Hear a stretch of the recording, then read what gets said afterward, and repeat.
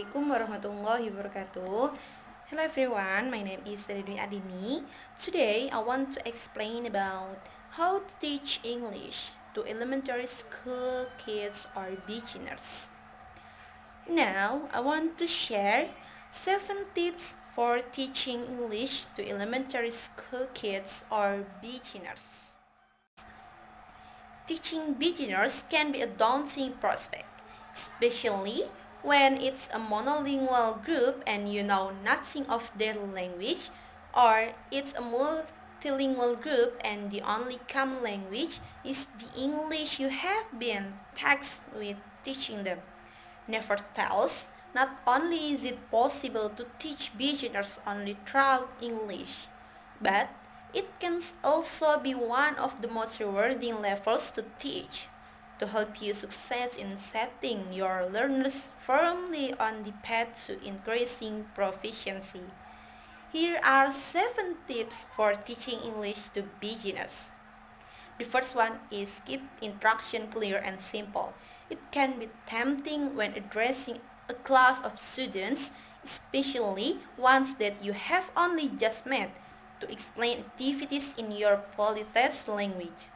After all, no one likes to be rude. However, a student who has only a few words of English, if any at all, won't appreciate the courtesy of or even understand.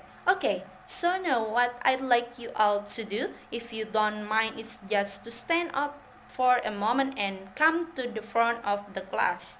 Oh, and please bring your book with you. Could we all just do that? Instead, make instruction crystal clear by using as few words as necessary and by gesturing whenever possible, and break down series of instruction into smaller units. If you want to be polite, please and thank you will do. Everybody, take your book please. Stand up. Now, come here please. Thank you. The second is let them listen first more than likely. Your students will want to start practicing speaking pretty much from the get-go. However, it takes a while for one's ear to acclimate to the sounds of a new language, and not everyone will be so keen. Don't pressure students into speaking before they have had lots of opportunity to listen to using it, which doesn't mean you should just be rambling on at the front of the classroom with beginners more so than with others level. You really have to consider what you say and grade your language accordingly. Third is drill, repeat, drill, repeat, drill, repeat. Beginners need lots of repetition and drilling, especially as they get to grips with the sounds of their new language. It might seem boring to go over the same sentence again and again, but it is necessary.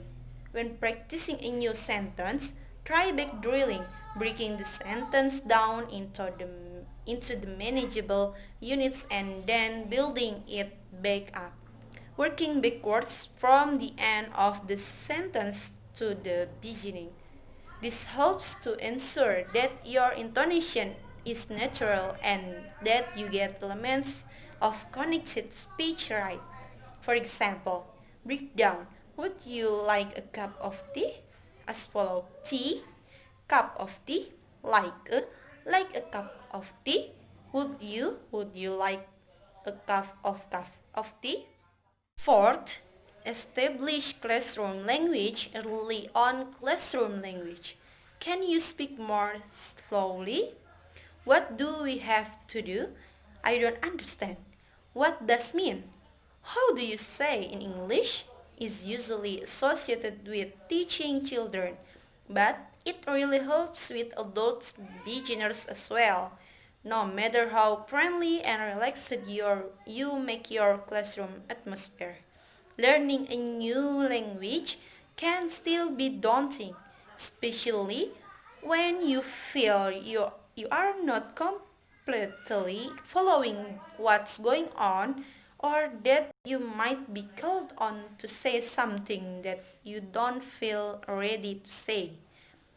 It's much better to equip students early on with classroom language that will help them negative the lesson smoothly.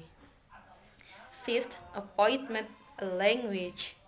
There's no point in students knowing the terms but simple, irregular verb or adverb of frequency if they cannot use the actual structures or words they refer to. Don't tell them how you say something. Show them. Give as much context as you can. Visual comfort work well. Furthermore, make sure you check they have understood by asking questions that test their comprehension. Never ask, "Do you understand?" As many people are reluctant to let on that they haven't understood and will pretend instead that they have. And B, a student may think they have understood when in fact they haven't. Six, don't forget that your students are fluent in their own languages. This may seem a trivial point, but it's all too easy when listening to somebody speaking broken English to forget that behind the errors and the mispronunciation is a person with cogent sound. No, don't articulate in their first language, attempting to communicate his or her opinions or ideas. As teachers, we not only have to be patient and proactive listeners, alert to the reason why certain errors are being made while filling in the gaps in less than perfect communication. We also have to steer clear of adopting the Tarzan-Eugen approach to teaching, bastardizing the very language we are aiming to teach.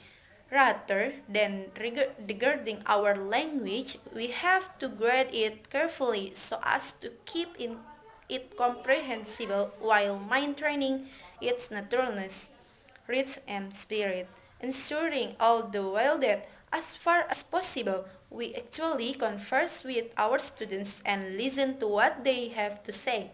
After all, even from the very first lesson, from A in the alphabet and the M of to B of communication in the goal. Finally, enjoy this level. Although in many ways the hardest level to teach, it can also be one of the most satisfying. Seeing your learners go from knowing nothing to knowing a few words to knowing a few sentences and structures to being able to talk rudimentary conversation can be incredibly rewarding. And if they enjoy their initial exposure to the language and feel confidence and inspired to continue, then you will have helped pave the way their further success. Thank you for coming to this video. Wassalamualaikum warahmatullahi wabarakatuh.